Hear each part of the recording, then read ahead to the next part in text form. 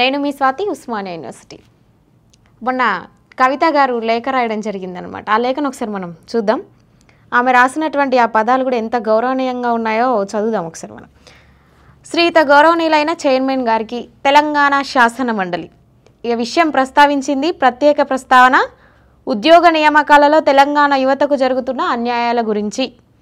నేను కల్వకుంట్ల కవిత శాసన మండలి సభ్యులు తెలియజేయనది ఏమనగా, తెలంగాణ యువతకు ఉద్యోగ నియామకాలలో అంటే నిరుద్యోగులకు జరుగుతున్న అన్యాయాలపై శాసన మండలి నందు ప్రత్యేక ప్రస్తావనకు అవకాశం ఇవ్వాల్సిందిగా కోరుతుందంట. ఎవరు? మన కవితక్క. ఎంత దయాహృదయం అంటే ఆమెది చాలా దయాహృదయం. నిజానికి మన తెలంగాణ రాష్ట్రంలో బీఆర్ఎస్ పార్టీ మూలకు పోయి కాంగ్రెస్ పార్టీ అధికారంలోకి రావడానికి ముఖ్య కారణం నిరుద్యోగులు. 30 లక్షల మంది నిరుద్యోగులు తలుచుకుంటే ఈరోజు కేసీఆర్ మూలకు వండుకుంటూ ఫామ్ హౌస్లో రెస్ట్ తీసుకుంటా ఉండు. దీనన్నిటికీ కారణం టీఎస్పీఎస్సీ ఫెయిల్యూర్, 16 పేపర్లు లీక్ కావడం. అమ్మ కవితమ్మ, మీ బీఆర్ఎస్ పార్టీ వాళ్ళని కావచ్చు, మీ కార్యకర్తల్ని కావచ్చు, మిమ్మల్ని తిట్టి మాకే ఆ నోర్లు ఖరాబ్ అయిపోయినాయి. ఇంకా తిట్టేటువంటి ఉద్దేశం కూడా మాకు లేదు. కాకపోతే అడగాలనుకున్నది ఒకటి ఉంది. నిజంగా మిన్ను నుంచి పుడమికి దిగొచ్చిన దేవతమ్మను. ఎందుకంటే 2015 430 లేకపోతే 470 ఉద్యోగాలు ఏదైతే సింగరేణి కోల్ మైన్స్ గౌరవ అధ్యక్షురాలుగా, కార్మిక సంఘం గౌరవ అధ్యక్షురాలుగా ఉండి అప్పుడు జరిగినటువంటి ఆ 2015లో 470 ఉద్యోగాలు ఎక్కడ పోయినాయి. అట్లనే మేనేజ్మెంట్ ట్రైనీ డైరెక్టర్ ఎగ్జామ్కి 3 సార్లు పేపర్ లీక్ అయింది. 2016 గ్రూప్ 1 కావచ్చు, 2017 గ్రూప్ 2 మెయిన్స్ ఎగ్జామ్స్ ఇవన్నీ కూడా ఎడిపోయినాయి.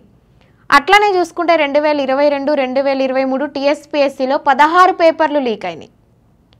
ఇవన్నీ మీరు చిత్తశుద్ధిగా ఏదైతే ఎన్ఫోర్స్మెంట్ డైరెక్టరేట్కి 10 మొబైల్ ఫోన్స్ సబ్మిట్ చేయడం జరిగిందో అట్లనే దీన్ని కూడా నిక్కచ్చిగా శాసన మండలిలో చర్చకు పిలిచి కాంగ్రెస్ని కడిగేయండి అని మిమ్మల్ని కోరుతా ఉన్నాం మేము. ఏదైతే మీరు సింగరేణి కోల్ మైన్స్ అధ్యక్షురాలిగా ఉండి కార్మిక సంఘం అధ్యక్షురాలుగా ఉన్నప్పటి 2015లో జరిగినటువంటి 470 ఉద్యోగాలు కావచ్చు, మేనేజ్మెంట్ ట్రైనీ ఎగ్జామ్స్లో 3 సార్లు పేపర్ లీకేజ్ కావచ్చు, 2016 గ్రూప్ 2 కావచ్చు, 2017 గ్రూప్ 1 మెయిన్స్ ఎగ్జామ్ కావచ్చు, ఇప్పుడు జరుగుతున్నటువంటి టీఎస్పీఎస్సీ 16 పేపర్ల లీకేజ్ పైన అప్పటి కూడా మీరు చర్చకు పట్టుబట్టి పిలిచి కాంగ్రెస్ని కడిగే ప్రయత్నం చేయండి. ఇదే మేము కోరుకునేది. ఇప్పుడు పిలిచి ఇందాక లేఖ చదివినట్టు నిరుద్యోగుల మీద ఇంత ప్రేమ ఉండి ఇంత చిత్తశుద్ధి ఉంటే మీరెందుకు ఇట్లా మూలకుంటారు? మీ పార్టీ ఎందుకు ప్రధాన ప్రతిపక్షంలోకి వెళ్ళిపోతుంది? కాదు కదా.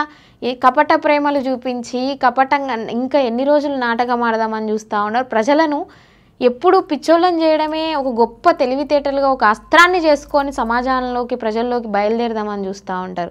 బీఆర్ఎస్ పార్టీ అంటే ఇక ఒక చుక్క పెట్టి చూపించినట్టు మీ కుటుంబమే కనిపిస్తూ ఉంటుంది అక్కడ. నువ్వు లేఖలో రాసింది చర్చకు అవకాశం ఇవ్వాలి అని చెప్తున్నావు. ఆ చర్చలో ఎంతమందికి మీరు ఉద్యోగాలు ఇచ్చిరు?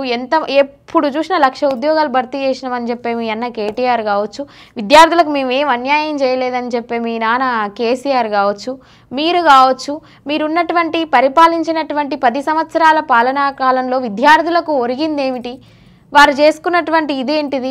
మొన్నటికి మొన్న గ్రూప్ 4 ఫలితాలు వచ్చినాయి. ఆ గ్రూప్ 4లో జరిగినటువంటి అవకతవకలు ఎన్నో, కొంతమంది అవకతవకలు జరిగినాయి అంటున్నారు, కొంతమంది విద్యార్థులు రిజల్ట్స్ ఇవ్వాలంటున్నారు. నిజానికి టీఎస్పీఎస్సీలో 16 పేపర్లు లీక్ అయినాయి కదా. ఈ పేపర్ ఎందుకు లీక్ కాలేదు చెప్పండి? అయిందా కాలేదా అన్న విషయం ఇంకా తెలియక ముందుకే మీరు రిజల్ట్స్ ఇచ్చేసారు. సరే, అది కూడా పోనీ. సిడిపిఓ ఎగ్జామ్ కావచ్చు, లీక్ కాని పేపర్ ఏదైనా ఉందా?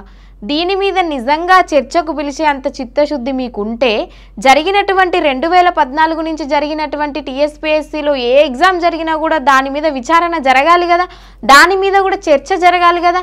నిజంగా అన్యాయం చేసినటువంటి విద్యార్థులకు, తీరని అన్యాయం చేసినటువంటి ఎవరైతే అధికారులు ఉన్నారో వాళ్ళకు శిక్షలు కూడా పడాలి కదా.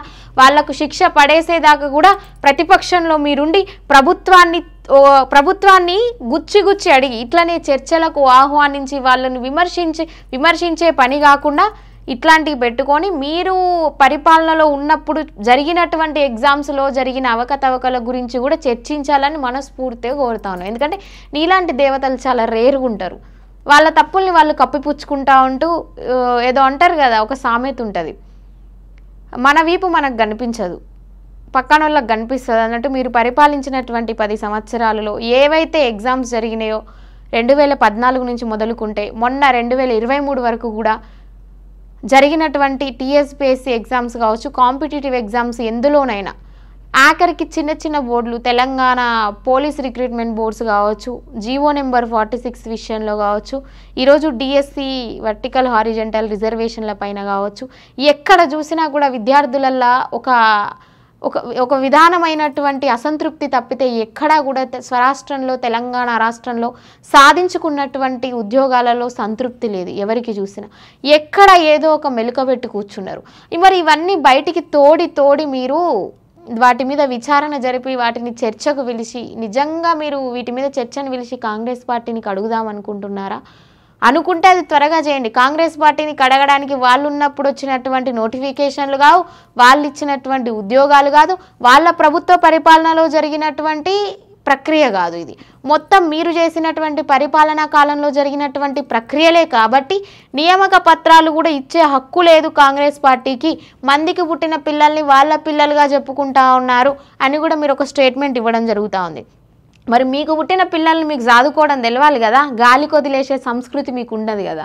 ఆ సంస్కృతి మర్చిపోయి మీకు పుట్టిన పిల్లల్ని మీరు చదువుకునే అంత అవస్థ మీకు లేదా, దిగజారిపోయినటువంటి వ్యవస్థలో మీరు బతుకుతూ ఉన్నారు. కాబట్టి ఈరోజు కాంగ్రెస్ పార్టీకి అధికారంలోకి రాగానే నియామక పత్రాలు అనేవి అందజేయడం జరుగుతుంది. దీని మీద కూడా ఓర్చుకోలేక కనీసం ఎవరో ఒకరి ద్వారా విద్యార్థులకు లబ్ధి చేకూరుతూ ఉంది. ఇన్నాళ్ళకి వాళ్ళకు ఒక కొత్త శకం మొదలవబోతూ ఉంది.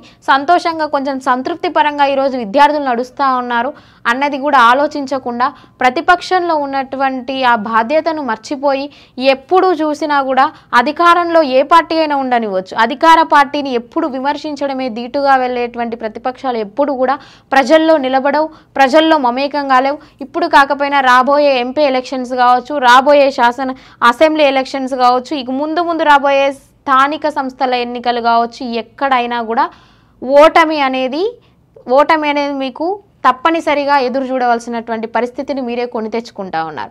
ఎప్పుడూ లేనిది జ్యోతిబా పూలే విగ్రహం అసెంబ్లీలో పెట్టరా అని మీరు క్వశ్చన్ చేయడం, ఎక్కడ జరిగినా ఇంద్రవెల్లి సభలుగా ఏడ సభ జరిగినా కూడా ప్రజలకు తెలియజేయాలని చెప్పడం, ఇదంతా చెప్పి ప్రజలకి ఇక్కడ చెప్పే వాళ్ళ నోర్లు పోతున్నాయి. అక్కడ అర్థం చేసుకున్నా కూడా ప్రజలు ఏం చేయలేని దీనావస్థలో ఉన్నారు ఇప్పటికీ కూడా. కాకపోతే తెలంగాణ రాష్ట్ర ప్రజలు ఒక మంచి పని చేసిరు, బుద్ధి చెప్పిరు. ఎవరైతే అహంకారంతో కళ్ళు నెత్తికెక్కి ఇన్ని రోజులు నిలబడ్డారో వాళ్ళని రోడ్డుపైకి తీసుకొచ్చి కూసబెట్టినటువంటి ఒక ఆయుధమే, తమ ఓటునే ఒక ఆయుధంగా చేసుకొని ఈరోజు ప్రజలు వాళ్ళ శక్తిని నిరూపించుకున్నారు కూడా. మీరు రాసినటువంటి ఆ లేఖ నేను ఇందాక చదవడం జరిగింది. నిజంగా మీరు దానికి కట్టుబడి ఉంటే, నిజంగా ఒక రాజకీయ నాయకురాలిగా కాకుండా మీరు ఒక చిత్తశుద్ధితో దాని మీద నిలబడి ఉంటే, అంత గట్టిగా అనుకొని ఉంటే, 2014 నుంచి స్టిల్ 2023 వరకు టీఎస్పీఎస్సీ మొన్న ఫెయిల్యూర్ అయినప్పుడు జరిగినటువంటి ఎగ్జామ్లు అన్నిటి మీద కూడా విచారణ జరిపించాలి. ఎందులో ఏమేమి అవకతవకలు జరిగినటువంటి ఎగ్జామ్స్లో బాధ్యులు ఎవరు, వాటికి ఎవరు బాధ్యత వహించాలి, అవకతవకలకి ఎవరు అన్యాయం అయిపోయారు, ఎంతమంది విద్యార్థుల పొట్టను మీరు కొట్టిరు అనేటువంటి విషయాన్ని మీరు గుర్తుకు చేసుకొని చర్చలకు పిలవాలి, విద్యార్థులను మమేకం చేయాలి. అందరినీ ఈరోజు వచ్చి మేము చర్చలు పెడతాం అనగానే ఎవరు వచ్చేవాళ్ళు కూడా ఉండరు. ఎందుకంటే మీరు చేసినటువంటి అన్యాయాలు అన్నీ ఇన్నిగా తీరని అన్యాయాలు చేసినటువంటి ఇది కనిపిస్తూ ఉంది. అన్నీ చేసి కూడా ఏమీ తెలియదన్నట్టు ఇంకా మీరు లేఖలు రాసి ఇంకా ఏదో ఉద్యమాలు చేస్తాం, ఇంకేదో చేస్తాం అనడంలో కూడా అర్థం లేని పని అని మా అభిప్రాయం.